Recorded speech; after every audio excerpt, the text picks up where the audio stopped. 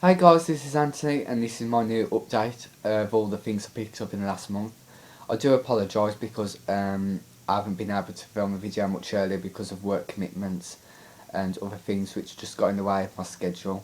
And also, unfortunately, I missed Record Store Day again this year because I was working. But there was one thing I wanted anyway and I've ordered it, so at least there's a bit of light at the end of the tunnel. So I'll be definitely showing that in my next update, which I think the item will be here in about a week and a half, apparently. So I'm definitely looking forward to that. But of course, we'll get started with the CDs first. I picked up quite a few. And the first one is one that I forgot to include in my last update collection, and it's Cyndi Lauper, Hatful of Stars. Of course, this was made in 1993, so the old 80s sound and elements have gone, and this is it's still got a very quirky feel to it, but it's more mature and calmed down compared to the 80s stuff Cyndi did. So I do recommend this if you're still a fan. It quite reminds me of a film soundtrack, actually, for some reason. So yeah, check it out if you're a fan. Next one is PJ Harvey, her, which is a very unusual name. I quite like the artwork as well. It's quite sort of DIY sort of feel to it because it's got all of the song names done in like handwriting and signatures and all sorts of different ways. So, oops. Um, so I haven't listened to this one yet, but I'm looking forward to it. Even though I've heard it's not as good as other albums, but I'll be the judge of that one, I think. So yeah. Next is another PJ Harvey album, Let England Shake. I've heard half of this album already because I've got this on vinyl, and it's got quite a cold, moody feel to it because it's particularly inspired by the war, the World War. So PJ Harvey really took a lot of research into this, and she had a very different approach to it compared to the other albums, which is nice. And she got quite a few awards for this album, which is great. So it gives off more recognition. So I'll be happy to listen to this one again in the future, just to catch up a bit because I've only heard it the once on vinyl. So yeah.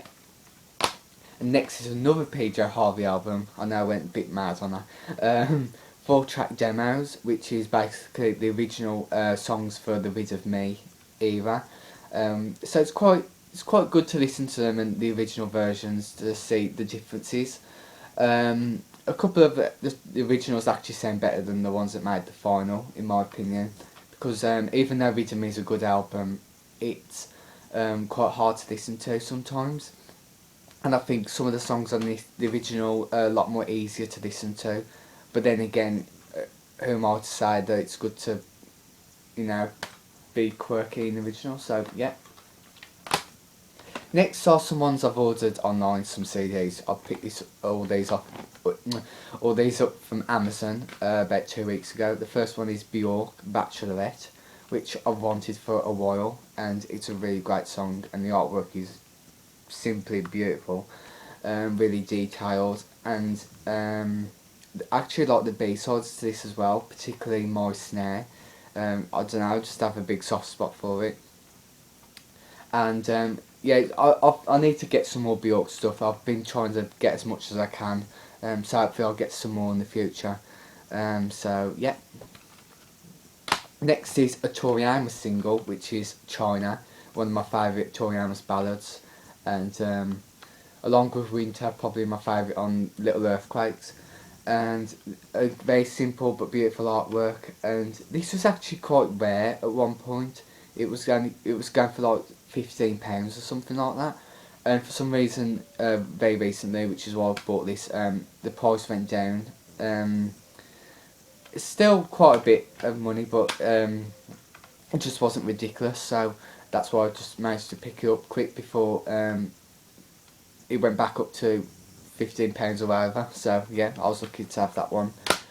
Next is Blondie, The Hunter, which I know isn't particularly a fan favourite, but I have a big soft spot for this album. Even though Deborah Harry speaks a lot on this album rather than sings, you know, that sort of announcement, sort of microphone feel to it, particularly on Dragonfly, but it's a really, really good album, I think. It's still got a very quirky 80s experimental feel to it. And some really great songs on here. I like Island of Lost Souls, of course. For Your Eyes Only, Dragonfly, and I like War Child. So yeah, I really like this album. It was actually a lot better than I thought it would be. So yeah. Next is a Grace Jones CD, which I was missing, Bulletproof Heart, and this was the last one she did for a long time before she did Hurricane. Um, so this album's good. It's still got a very good 80s sound to it, but it's not as good as the Nightclubbing or Save to the Rhythm eras. But I'll put it on par with the Inside Story. They're about as good as each other. I like to put these two as a pair actually, because they was both released near the same time. It had the same sort of sound to it. But I love the artwork and there's some great songs on there, particularly the album title track, which I like. And it was a good price as well. So yeah. Next is one, I picked this up in a second hand shop last week, or no, the week before, sorry. It was the best of Everything But the Girl. Yeah, I've been getting into this Stuart a lot recently, and even though I only know like a few of the songs, even though I've got a couple of the albums, I wanted to listen to more of the older stuff and like the 80s they did. And it has a nice sound to it, particularly Old Friends, which I like. Also like Driving and the original version of Driving, and also like I think it's The Only Living Boy in New York. So I still haven't really familiarised myself with the entire album yet, but I'm looking forward to it, which is why I picked up some of their other albums, which my sister got for me one day when she was out shopping. There's this one, Everything But the Girl, The Language of Life, and it has quite a nice sound to it. Even though I must admit the first half is a lot better than the second half. I think the second half just sort of blends together too much. Or maybe it's just me, I haven't really listened to all of it yet. So, it has the original version of Driving on this, which I like. Another CD by them is Worldwide, and I haven't listened to this one yet. I only know one or two songs like Old Friends, which I love. It's just a really nice ballad. It has a nice sound to it as well, and like the simple artwork. So I'll definitely be looking forward to this one. And the very last CD, which I picked up yesterday, it was with an offer in HMV, and it's Lily Allen. It's Not Me, It's You. I did have her first album when it was first released years and years ago, but for some reason my sister got hold of it or something, so I have to try and get it back somehow. But I've never actually bought the second album, even though I love most of the singles off this, like The Fear, 22, Not Fair. Yeah, just, and I've actually listened to it yesterday, and all the other tracks besides the singles are still really good, so I'm really impressed with this. And as far as I know, it's a birthday today, so which is nice. And I'm definitely looking forward to the new album on Monday, Jesus, pronounce that right. And I know a lot of people aren't very keen on the new singles, but actually really like them. I've loved Hard Out Here. I thought that was a really great song, great message. And Air Balloon was quite nice as well, quite a fun sort of sounding song. So yeah, that's the CDs, and we do the vinyls now. First one is Madonna, Who's That Girl? Sorry, I picked this up from a record shop which I've never been to before, so it was quite nice to have a look for things.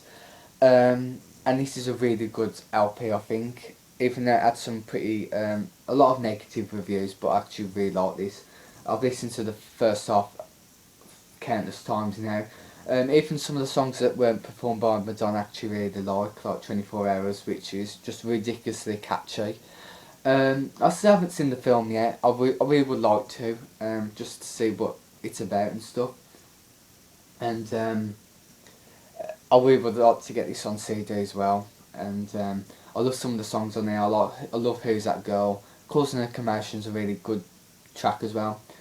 Look of Love, which is a ballad. Not one of my favourite Madonna ballads, but a still really nice sort of sound to it. And yeah, I was really impressed with it. And I picked up another 2 LPs, which was part of an offer to go with Who's That Girl. And there wasn't very much there that I really particularly wanted. I did find one which I thought looked quite good, and it's Toya, and it's Anthem. I think this is her third album, I think. So I really wanted to get this anyway because I like a lot of sort of experimental artists. It's got a very similar sort of feel like Hazel O'Connor and Susie and the Banshees. And it's got some great songs in it. I like the first song, I Want to Be Free. I think that's a really, really great song. And the artwork is just amazing. So, yeah, I haven't really listened to all of it properly yet, but from what I've heard so far, it's grown on to me. And another one which I've got on CD, it's a good album, but I just sort of bought it because of the deal, and it's Alison Moyet, Alf, which you can find this pretty much anywhere, to be honest. Still quite a nice album, not brilliant, but got some great songs. I like Invisible, probably my favourite song on the album. So yeah. Them are the boring ones. We'll get on with the last and final LP, which I picked up yesterday, and it's amazing. I've seen this in HMV, and I just bought it, and it's Paloma Faith, A Perfect Contradiction, and it just looks amazing on vinyl. The artwork, how it's blown up from the original CD, and the feel to it, it's quite smooth, and it's just really well made. And I love the fact that it's got 2 vinyls in here.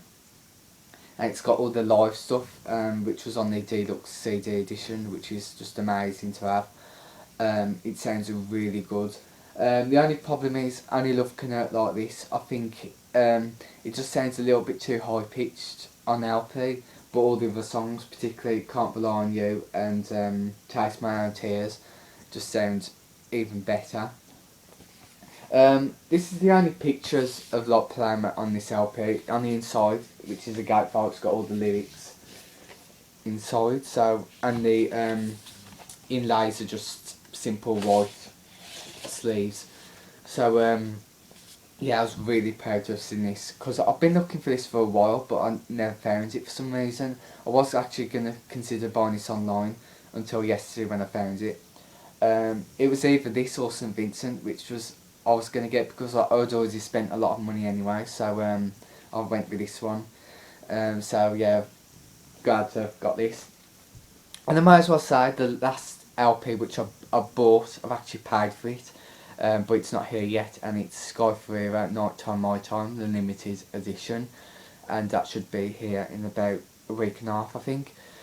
So I'm really, really looking forward to that, of course, just because for some reason the owner of the record shop, which I go to, said for Record Store Day that the Skyfarer LP never arrived. Well, it hasn't been imported yet, so but he's actually expecting a shipment very soon. So very excited about that.